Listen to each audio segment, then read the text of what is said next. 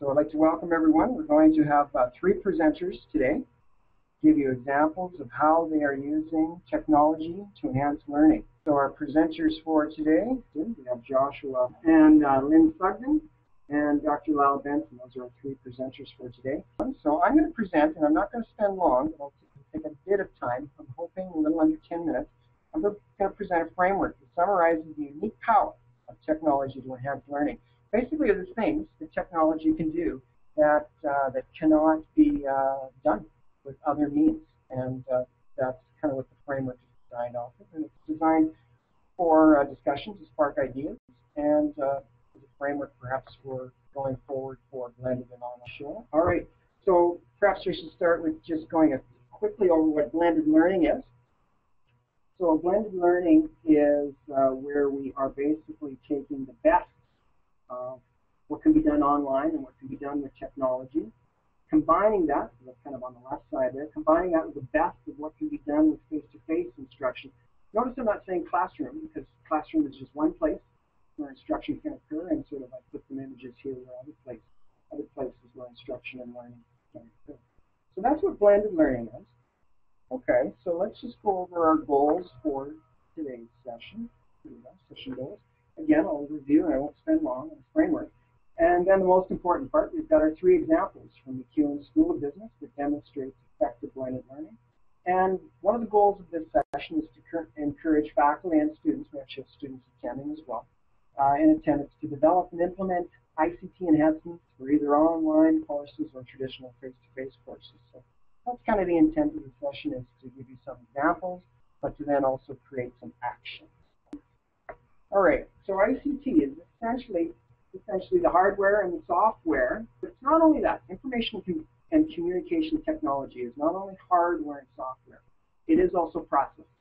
In fact, that's what technology is. Technology is a tool for process. We look up the definition of technology. So ICT is also people. And in fact, ICT doesn't work without people.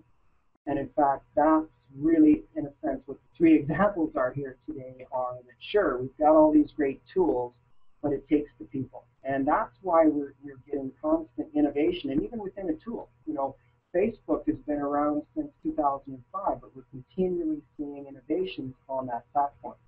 And the same with almost any technology, but especially sort of what I call platform technologies like Facebook, or a platform technology like mobile devices. They're a platform for almost anything that people can think of. So that's what ICT is. And I'm going to quickly go over a framework that basically summarizes what ICT can enhance. And again, the idea, the goal of the framework is to spark some ideas and discussions, and perhaps help in the development of blended and online learning. So yeah, so let's take a look at the framework here. Alrighty. Okay, so basically there's 5 powerful characteristics of ICT. So ICT, when it's harnessed properly, can make the following 5, potentially anyway, and we could certainly debate this, and today isn't necessarily a debate session, but hopefully it will spark some of that. The following 5 things may be perhaps better than ever. So let's take a look at those 5 things. So communication is one of the powers, and expression.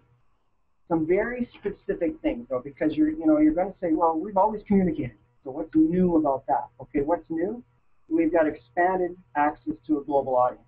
So through something like YouTube, which in fact we're using today. Now today's presentation will not be viewed by 1 billion people, but there are presentations that have been created and that go viral. And in fact, that's a new term.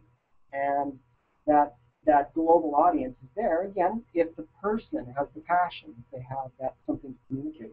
Communication as well with data visualizations, and just better organizing data. That's something that a lot easier with technology. Third thing, we're using some of that here today, images, audio, video, animation. Don't have any animation for us here today, but also the fact that it can be recorded and accessed later. In fact, that's something that we can use a lot, and Lynn's going to talk about that, being able to access content later and enhance communication. So that's one of the powers. So what about the power of connection? So here we have social connection. We can connect socially a lot easier. We can also connect to content through through simulation. So we can use simulations to connect individuals to content. And thirdly, with connection, we can connect and engage with environments in real world, and that's through, again, our mobile devices. And one of the examples would be augmented reality, which is essentially we're using a mobile device and we can see information in an environment. And it takes the user and says, look, a computer isn't something that you need to sit in front of, or maybe we should just call these things devices. These devices aren't things that we just sit in front of. These devices can be picked up, and especially the mobile ones, and what can we find in the environment? The fact that the mobile phones have cameras, they can hear, they've got accelerometers, they've got GPS, they've got gyroscopes. They have a lot of interesting tools inside them. So that's connection. Collaboration. I've got a video that I'll post actually beside this one. This is going to go on my YouTube channel.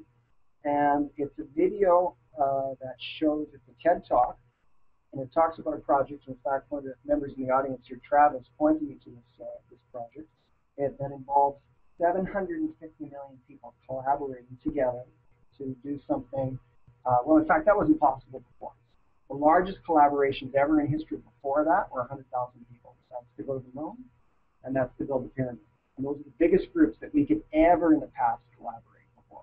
But now we've got projects where 750, one specifically, where 750 million people, 10% of the world's population are collaborating. Okay, and inquiry. An inquiry is basically the opportunity of the vast amount of information, the vast amount of technologies requiring critical thinking. It all wraps up into innovation. And innovation is when we combine all of these in unique ways to basically solve problems, to create efficiency, so innovation, productivity, and you know, there's a picture of Mr. Jobs there, perhaps one of our greatest, most recent innovators. Okay, so that's the framework. So now, let's see some examples. I believe Dr. Lyle Benson wanted to go first, so Lyle, would you like to